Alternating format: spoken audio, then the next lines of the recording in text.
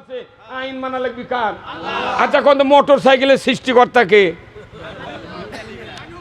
এই সব মানুষই যদি সৃষ্টিকর্তা হয় তাহলে বাড়ি বাড়ি হুন্ডা বানালো হলি। মোটর সাইকেলের সৃষ্টিকর্তা হলো ইঞ্জিনিয়ার। এই শিখে দেন, মোটর সাইকেলের সৃষ্টিকর্তা কে? ইঞ্জিনিয়ার। আর মানব জাতির সৃষ্টিকর্তা কে? আল্লাহ। তাহলে ওটা হলো মোটরযান আর আমরা হলাম মানবযান। মোটরযান যতগুলো কোম্পানির আছে, ইয়ামাহা, এমা, তারপর ডুকার, ডায়াং, রানার, সিঙ্গার, তারপর হুন্ডা, তারপর হচ্ছে ডিসকভার, পালসার, টিভিএস, হতে হতে 150 প্রকারের হুন্ডা আছে। পুরো মোটর সাইকেল হচ্ছে সৃষ্টিকর্তা হলো ইঞ্জিনিয়ার। একটা মোটর সাইকেলের 265টা পার্টস আছে। এই 265টা পার্টসের ছবি দাগে তার থেকে আঁক দিয়ে টান দিয়ে ক্যাটালগ লিখে দিয়েছে যে এটা হ্যান্ডেল, এটা কিকার, এটা গিয়ার লেবার, এটা ক্লাস, এটা রিং, এটা পিস্টন, এটা হচ্ছে আপনার ক্লাস বাটি, এটা হচ্ছে ট্যাঙ্কি, এটা হচ্ছে ফুটপিন, এই বিভিন্ন দেওয়া আছে। আবার ট্যাঙ্কির লেখা দিয়েছে, ট্যাঙ্কির থেকে টান দিয়ে লিখেছে ওয়াটার লেগেছে। কি লেগেছে? লেগেছে petrol oblique octane. Petrol oblique, এটাই লিখে দিয়েছে কে যাই সৃষ্টি করেছে, তাই লিখে দিয়েছে। এখন আপনি 5 লাখ টাকার R15 কিনে যদি কন টাকা ফুরে গেছে, আমি তেল কিনবো কি দিয়ে? তবে কেরোসিনও পাতলা, ডিজেলও পাতলা, পেট্রোলও পাতলা। কেরোসিন 10 লিটার তুললেন, আরও 20 লিটার সাইডের ঢোলর টাঙ্গেলিয়া একটা লোককে 1000 টাকা দিয়ে যদি কিক করবার লাগে দেন, বেল ডুবি কিক করে, স্টার্ট হবে? কেন হলো না? হ্যাঁ, এক কথা উত্তর হওয়া লাগবে। বুঝেছি যখন, কেন স্টার্ট হলো না? না না, বুঝে শিখে দেন, সৃষ্টিকর্তার বিধান মানেনি। যা ইচ্ছা করে হবে, ওই জন্য ইসলাম বুঝি না আমরা। আর আমি সহজ করে বুঝাই দিই দেখে ওরা করছে ওয়াক দাওয়াত দিয়ে কী করবো, হাবিদার কুয়া কাটা ওর বাপও পারবে না। এক কথাই উত্তর যে সৃষ্টিকর্তার বিধান মানে না। সৃষ্টি করছেন যিনি, তিনি বলেছেন অকটিন অবলিক পেট্রোল। তুমি যত টাকাই খরচ হোক, তোমাকে 2টা জিনিস কিনতে হবে, নচেত মোটর সাইকেল চলিবে না। আমি নিজে 27 টাকা গ্যালনের পেট্রোল কিনে আমি হুন্ডা চালাচ্ছি। নন্দীগ্রাম থানার 3 নম্বর মোটর সাইকেল আমার। 4 লিটারে 1 গ্যালন 27 টাকা দিয়ে কিনেছে হুন্ডা। এখন তো ফকিন্নির বেটা হুন্ডা টাকা, কিন্তু 27 টাকা গ্যালনের পেট্রোল কিনে মোটর সাইকেল চালাচ্ছি। সেই মানুষ এখন 120 টাকা 136 টাকার অকটেন তুলে গাড়ি চালাচ্ছি। 1000 টাকা লিটারও যদি পেট্রোল লাগে, সরকার লাগায়, তাও মানুষ হুন্ডার জন্য তেল কিনতে রাজি। ওটা ছাড়া তো চলবে না। কথা বলেন না কেন? আপনাকে এটা বুঝাচ্ছি কি জন্যে, যে সৃষ্টিকর্তার বিধান হলো পেট্রোল অবলিক অকটেন, আর আপনি তুলছেন কেরোসিন। কিয়ামত পর্যন্ত স্টার্ট হবে। তাহলে আপনার প্রথম ভুল হলো, যিনি তৈরি করছেন তার বিধান মানে এর বোঝা গেল। এখন ওটা হলো মোটরযান আর আমরা হলাম কি? মানবযান। আল্লাহ বলেছেন তোমাদেরকে আমি সৃষ্টি করেছি, তোমরা চলবে কোরআন আর হাদিস দিয়ে। একটা হলো অকটিন, একটা হলো পেট্রোল। নবী আর আল্লাহ এই 2 তেল ছাড়া চলিবে না। এখন আমরা ওই 2টাই বাদ দিছি, দিয়ে কেরোসিন তুলেছি। ওই জন্য তো খুন গুম, ওই তো মামলা, বোঝে না মানুষ। আপনি কোথায় কেরোসিন তুলছি দেখে আপনি কবেন সৃষ্টিকর্তার আইন মানি, এটা করলে আপনি বুঝবেন ভালো ইসলাম। তাহলে আল্লাহ যে সৃষ্টি করেছেন, আল্লাহ বলেছেন কোরআন দিয়া মানুষ চলবে, হাদিস দিয়ে মানুষ চলবে। কার কথা? আমরা কোরআন হাদিস ছেড়ে দিছি, এই জন্য আমরা সমাজে চলতে পারছি না। তাহলে দোষ কার? আমাকে দোষ। তাহলে আমাকে ভালোভাবে চলার জন্য কার বিধান মানা লাগবে? তো এটা কোথা এত বক্তৃতা করা লাগবে কা? ভোটের দিন আসবে, কাম করবেন। আর এখানে যতগুলো মানুষ আছেন, নবী কোরআন দিয়ে কয় বছর চালাছে? 10 বছর চালায়নি। কথা কর। তাহলে সাধারণ মানুষ সব বোঝে বাংলাদেশের। সেদিন বদরগঞ্জে দিনের বেলা সভা করছি, পরশু দিন কমপক্ষে লক্ষাধিক লোক। আমি বলেছি কোরআন দিয়ে নবী কয় বছর চালাতে দেশ? সবাই চিৎকার দেখাচ্ছে 10 বছর। আচ্ছা 10 বছর তারা কলো যে কোরআন দিয়ে চালাছেন, এর মধ্যে আলু আলা মুলা আলা গরিব মানুষ অশিক্ষিত হাজারো ধরনের লোক আছে। এই লোকগুলো বুঝলো যে নবী কোরআন দেয়া 10 বছর দেশ চালাছে, অথচ 54 বছর ধরে সংসদ গেল কত উকিল, কত ব্যারিস্টার, কত নেতা, কত বড় বড় লোক, এরা কি বোঝে না? হ্যাঁ, তোরা চালালো না কা? তাহলে জ্ঞানী জনগণ না নেতারা? এই কেন জ্ঞানীকে আর নেতারা জ্ঞানী কথা বোঝে না, জনগণ নেতা বেশি জ্ঞানী, কারণ ই বুঝেছে নবী 10 বছর কোরআন দিয়ে চালাছে। আর যারা ক্ষমতা বারবার গেছে এরা বুঝেনি যে কোরআন দিয়ে নবী চালাছে, এটা তাদের ব্রেনে ধরা পড়েনি, যদিও ভরে থাকে ওরা ইচ্ছা করে চালায়নি। হ্যাঁ, এত বক্তৃতা করা লাগবে গা? যদি ইসলাম কায়েম হবে ঘরের মধ্যে শুয়ে থাকবো, হুন্ডা বাইরে থামো, চাবি দেবো না, ওটি হুন্ডার উপর ঘাস উঠবি, হুন্ডা চুরি হবে না। আজকে বাংলাদেশে কোটি কোটি পুলিশ, লাখ লাখ মিলিটারি প্রশাসনিক কর্মকর্তা আমলা উমলেদের দেয়াল ভরে গেছে। বড় মসজিদত একজোড়া নতুন স্যান্ডেল থুয়া জোহরের নামাজের সুন্নতের নিয়ত না করতি ওই দুটা কালি তোলা চলে যায়। হ্যাঁ, কথা কোন গা? হ্যাঁ ঠিক, দুটা চুরি হবে গা?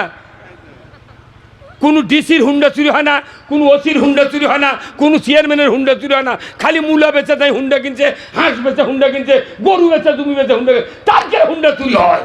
তার মানে গরিবের হুন্ডা চুরি হোক, ওদের যাতে চুরি না হয়। কথা ঠিক কিনা? চুরি বন্ধের আইন কোরআনে নাই, তো তোরা কায়েম করলো না গাছদের? কতবার সুযোগ দিই, 54 বছর সুযোগ দিচ্ছি। আল্লাহ কোরআনে বলছেন ওয়াসারিকু ওয়াসারিকাতু ফাক্তাউ আইদিয়াহুমা, চোর আর চুন্নি যদি ধরা পড়ে 5টা গ্যারান্টির পর খাদ্য, বস্ত্র, চিকিৎসা, শিক্ষা, বাসস্থান, 5টা গ্যারান্টির পর যদি দুনিয়ার কোনো নারী এবং পুরুষ যদি চুরি করে নৈতিক চরিত্রের কারণে, আমার আল্লাহ বলেছেন বিচার করো আমার আইন দিয়া, কাটো হাত সরকার।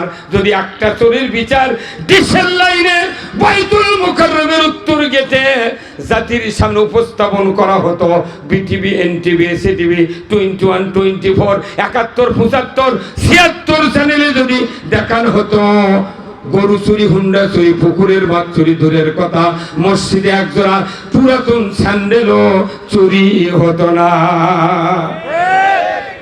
আপনারা তো আইন মানে নিলেন না, যারা যারা মুখ খোলেননি তারা আইন কায়েমের বিপক্ষে। ঠিক কিনা? একটা জুতা চুরি, এটা শোনার পর প্রত্যেকটা ইমানদারের দায়িত্ব আল্লাহর ওই আইনকে নিজে গ্রহণ করার জন্য চিৎকার দিয়ে বলা লাগবে ঠিক। বাংলাদেশের মুসলমানের সবচেয়ে দোষ আমাদের যে আমরা কোরআন শুনবো কিন্তু কোরআনের পক্ষ নেব না, এই জন্য বাংলাদেশের কোনো লাভ হচ্ছে না। এত বক্তৃতার পরেও এখনো মানুষ কোয়া লাগে জোরে কন সুবহানাল্লাহ, জোরে কন ঠিক না বে ঠিক। তার মানে ওর কি ইমানের চাপই নেই। আচ্ছা কচি ডাব চেনেন? কচি ডাব যদি কেউ কিনে এলে বাড়ির যান, ধারালো অস্ত্র দিয়ে কাটিচ্ছেন আর মনে মনে করছেন কামড় দিয়ে ফিক খাবো, তখন আপনি কাটিচ্ছেন, টেস্ট করছেন, কাটিন নরম, কাটিন নরম, কামড় দেমু দেমু ভাব, প্রাত করে ফাটে গেছে। এই কথা কেন কেন ফাটলো? ফাটলো তখন তো আপনার স্ত্রী, আপনার সন্তানেরা বলতেছে আহা হা, এই 150 টাকা দিয়ে ডাব কিনলে মোট পানি ফেলে দিলেন, আপনারও মন খারাপ হয়ে গেছে, তাই উঠি তো পড়ে গেল।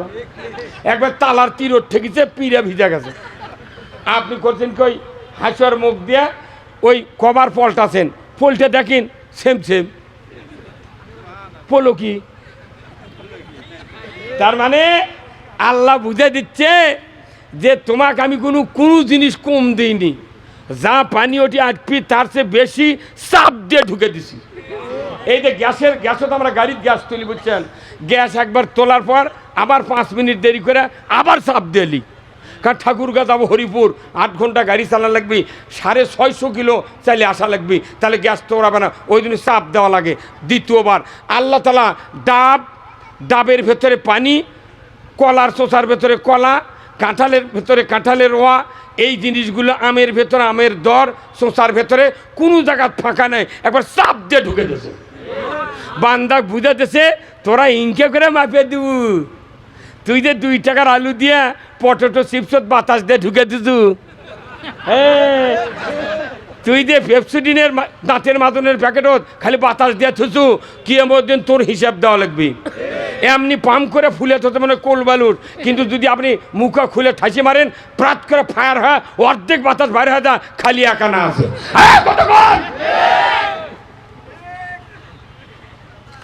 এই ডাবের চাপ আছে, সেই দিনই ফাটিয়াবার হয়ে গেছে।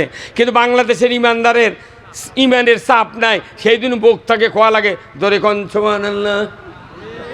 আর কোরআনের কথা শুনলে যদি চাপ থাকে ইমানদার, বক্তার মুখতে কথা ফুরানের আগে জোরে কবি ঠিক, তাহলে বোঝা যাবে ইমান বাড়তিছে। আল্লাহ কোরআনে বলছেন, ইন্নামাল মুমিনুনা আল্লাযীনা ইযা যুকিরাল্লাহ ওয়াজিলাত কুলুবুহুম ওয়া ইযা তুলিয়াত আলাইহিম আয়াতুহু জাদাতহুম ঈমানাও ওয়া আলা রাব্বিহিম ইয়াতাওয়াক্কালুন। আমার আল্লাহ বলেছেন সূরা আনফালে, নিশ্চয় যারা মুমিন তাদের সামনে আল্লাহর নামের উচ্চারণ যদি করা হয়, অন্তরে যদি তার ধাক্কা লাগে, সাথে সাথে অন্তর ওয়াজিলাত কুলুবুহুম থরথর করে কেঁপে ওঠে। শুধু কেঁপে ওঠেই ক্ষান্ত হয় না, তারা মনে মনে চিন্তা করে রাখার 5টা দোষের বক্তব্য কিয়ামতের ময়দানে আল্লাহ দেবেন। যাদের ভেতরে 5টা দোষ আছে তাদেরকে ধরো, জাহান্নামে নিক্ষেপ করো। কোনো জিজ্ঞাসা হবে না, হিসাব হবে না, মিজান হবে না, কোনো বক্তব্য হবে না, সরাসরি জাহান্নামে নিক্ষেপ করো। নাউজুবিল্লাহ পরে কি ওই 5টা বাদ দেওয়া লাগবে? কত গণে না নাউজুবিল্লাহ বলে এটা ওষুধ লয়। নাউজুবিল্লাহ শব্দের অর্থ আল্লাহ তুমি এই কামত থেকে রক্ষা করো। তা আপনি রক্ষা তো হচ্ছেন না। একটা দিনে একটা পুরুষ মানুষ 40 জন মিয়ার সাথে সাক্ষাৎ হয়। 40 জন মিয়ার আগ দিয়ে দাদি কয় আউজুবিল্লাহ ফিতনাতুন মিনান নেসা। 40 বারে দোয়া করলো, 40 বারে মিয়া মানুষ দেখলো, ওর কি লাভ হলো? কথা কনে রে, যে সংসদে যদি একবার আইন পাস হয় যে মহিলারা পর্দা করে চলা লাগবে, তাহলে দোয়ার পড়া লাগবে? কথা কনে গা, তাহলে ওই আইন কায়েম করা ভালো না দোয়া পড়া ভালো? তেরে বোঝে না গা মানুষ। আচ্ছা গাড়ির চাকা লাগাচ্ছেন ধুরার মাথাতে একটা ছিদ্র থাকে না ভাই? এই ছিদ্র থাকে না? এই ছিদ্রের মধ্যে কি ঢুকে দেয়, এর নাম কি? না, এর নাম হচ্ছে খিলেল। এই ধুরের মাথা দিকে ছাদ থাকে বুঝছেন, ইঙ্গে ঢুকে দেয়। আচ্ছা কেউ যদি নতুন চাকা লাগে 10 মণ বোঝাই দিয়া ধুরে চাকা লাগালো কিন্তু খিলেল দেয়নি, হ্যাঁ? আরে গরু হাঁটবি, চাকাও ঘুরতে, কখন যে বাইরে যা ধুরা পড়ে গেছে আপনি বুঝতে পারবেন না। যে জাতির সামনে আইন দেয় এই জাতির খিলেল নেই, কখন কোনটি কাছে পরে দিবি কেউ বুঝতে পারবেন না। এতটা ভালো আল্লাহর নাম, এই কথা অন্তরে যখন প্রশান্তি লাভ করে, আমার আল্লাহ বলেছেন কোনো বান্দা যদি ওই মানুষের সামনে কোরআনের আয়াত তেলাওয়াত করে, সে যদি অর্থ বুঝায় দেয়, কোরআনের ভাব গাম্ভীর্য কথা মানুষকে যদি বুঝাতে পারে, ওই মানুষের অন্তরে তখন অবশ্যই চিন্তার উদ্বেগ হয়, আর আগামীকাল থেকে এইভাবে চলবো না, নামাজ পড়বো, সুদ বাদ দেবো, অন্যায় বাদ দেবো, আল্লাহর পথ ছাড়া কারোর পথে চলবো না, এমন সিদ্ধান্ত আল্লাহ যখন জানতে পারে, আমার আল্লাহ বলেছেন তখনই আমি আল্লাহ ওই মুমিনের অন্তরে ইমানকে বাড়িয়ে দেই।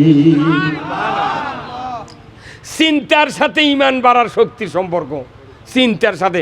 মানুষ চিন্তা করে তো খালি শোনে আর চোখ পাকে থাকে আর বাড়ির যায়, চিন্তা করা। কিন্তু এই চিন্তাই শোনার মধ্যে আরেকটা বিপদ আছে আমাকে। বিপদটা কি? সূরা তোহার 124 নম্বর আয়াতে আল্লাহ বলছেন, ওমান আরাদা আন যিকরি ফাইন্না লাহু মাইশাতান দানকা ওয়া নাহশুরুহু ইয়াউমাল কিয়ামাতি আ'মা। যারা কোরআন শুনলো এবং কোরআনের বয়ান শুনলো, কোরআনের ওয়াজ শুনলো, নসিহত শুনলো, কিন্তু কোরআন যে পথে চলতে বলেছে ওই পথে চলে না, অন্য বিরোধিতা করে কিংবা অ্যাবাউট টার্ন বিপরীতমুখী চলে, আমার আল্লাহ বলেছেন এমন মানুষের জন্য দুনিয়ার জীবন সংকীর্ণ করে দেওয়া হবে। বিশাল দুনিয়া, কিন্তু ওই রকম লোকের জন্য দুনিয়া সংকীর্ণ করে দেবেন কে? শুধু সংকীর্ণ করেই ক্ষান্ত হবেন না। আমার আল্লাহ বলেছেন কিয়ামতের দিন ওই ব্যক্তিদেরকে